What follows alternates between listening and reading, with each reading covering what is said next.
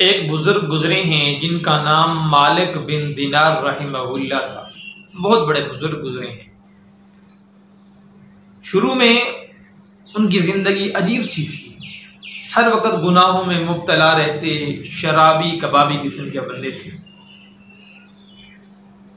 उनको एक बांदी से मोहब्बत हुई।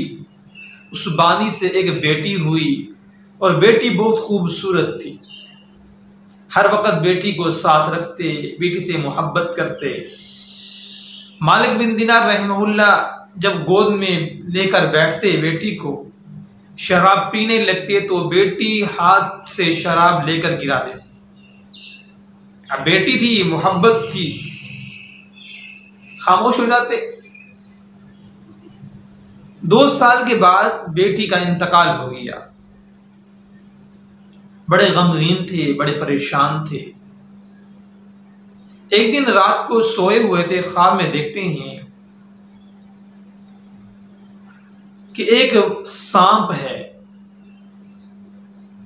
मेरे पीछे लगा हुआ है। मैं आगे दौड़ रहा हूं और सांप मेरे पीछे। अब मालिक बिन दिनार रहमहुल्लाह आगे आगे और सांप पीछे पीछे, और सांप भी बहुत बड़ा। चुनाचे देखते हैं कि एक बूढ़ा आदमी नजर आता है, सफेद कपड़े उसने पहने हुए हैं। मालिक बिन दिनार रहमहुल्लाह उस बुजुर्ग से कहते हैं कि मुझे इस सांप से बचा ले। वो बुजुर्ग कहते हैं कि मैं तो कमजोर हूं, ज़ाइफ हूं, मैं इस सांप से मैं नहीं बचा सकता। अलबत्ता मैं आपको रास्ता बता सकता हूं कि आप इस तरफ चले जाएं, पहाड़ी की तरफ, वहां हो सकता है कि आप बच जाएं। मालिक बिन दिनार रहमहुल्लाह उस पहाड़ी की तरफ जाते हैं, सांप भी उसके पीछे पीछे। आगे देखते हैं तो एक पहाड़ी नजर आती है और आगे जहन्नम नजर आ रही।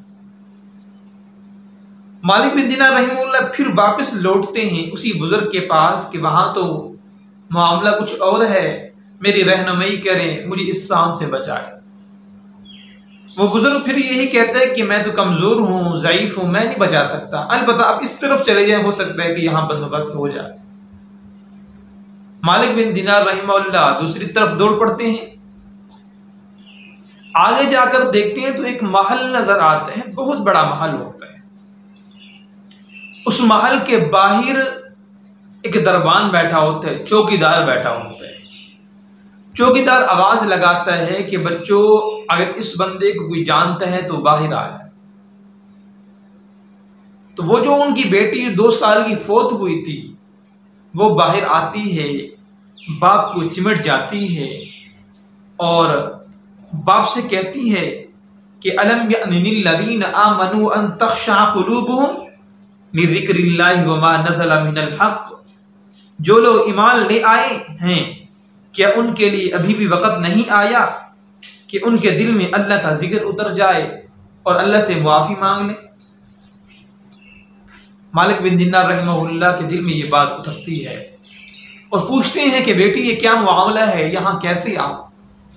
बेटी कहती है कि इस महल में वो बच्चे होते हैं जो बचपन में फौत हो जाते हैं, बचपन में उनका इंतकाल हो जाता है, उनके लिए यहाँ इंतजाम होता है।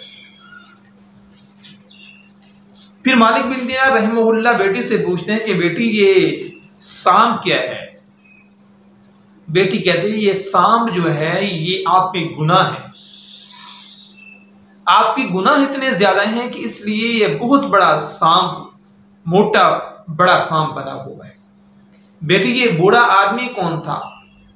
बेटी कहती है कि ये बूढ़ा आदमी जो था ये आपकी नेकी थी, आपकी नेकियां कम थी, इसलिए बुजुर्ग की शक्ल इख्तियार की हुई है, ज़ईफ की शक्ल इख्तियार की हुई है।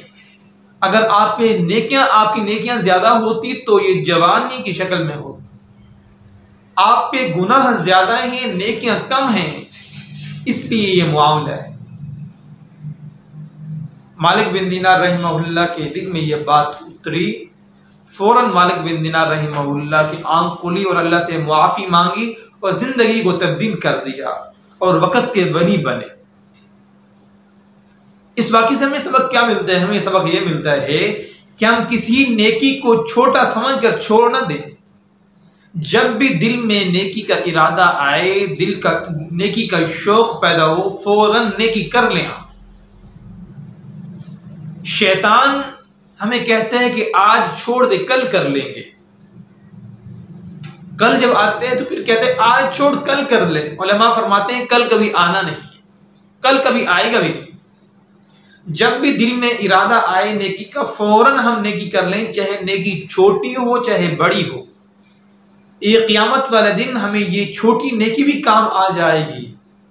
रिवायात में आता है कि एक आदमी क़यामत वाले दिन अल्लाह रब्बुल इज़्ज़त की बारगाह में हाजिर होगा।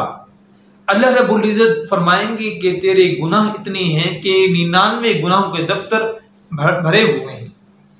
99 गुनाहों के 99 दफ्तर भरे हुए हैं, इतने तेरे गुनाह हैं। और अल्लाह रब्बुल इज़्ज़त पूछेंगे कि अब फरिश्ते तेरे ऊपर जुल्म किया, फरिश्तों ने गुनाह ज्यादा लिख दिए हो।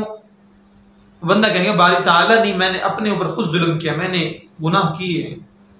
अल्लाह ताला फरमाएंगे क्या फिर हमने आपके ऊपर जुल्म किया है?